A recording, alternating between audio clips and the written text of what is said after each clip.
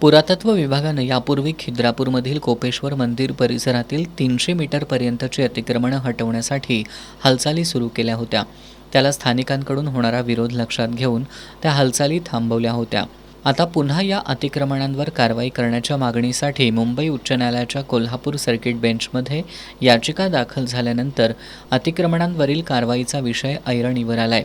या पार्श्वभूमीवर कारवाई विरोधात गावकऱ्यांनी आंदोलनाचं हत्यार उपसले.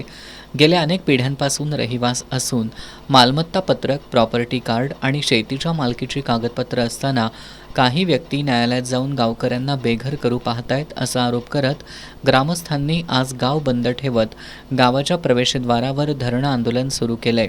आमदार डॉक्टर राजेंद्र पाटील यड्रावकर यांनी आंदोलनस्थळी भेट देऊन गावकऱ्यांवर अन्याय होऊ देणार नाही, ज्या कायदेशीर बाबी कराव्या लागतील त्या सर्व करण्यासाठी गावकऱ्यांच्या पाठीशी राहू अशी ग्वाही दिली.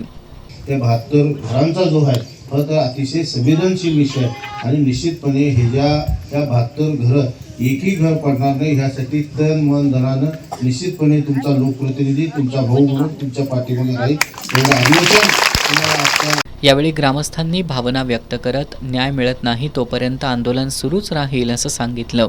गावाच्या प्रवेशद्वारावर सुरू असलेल्या या आंदोलनात महिलांचा सहभाग लक्षणीय असून ग्रामस्थांनी एकजुटीनं न्यायासाठी संघर्ष करण्याचा निर्धार व्यक्त केलाय. प्रशासनानं तातडीनं सकारात्मक निर्णय घेतला नाही तर आंदोलन आणखी तीव्र करण्याचा इशाराही यावेळी देण्यात आला.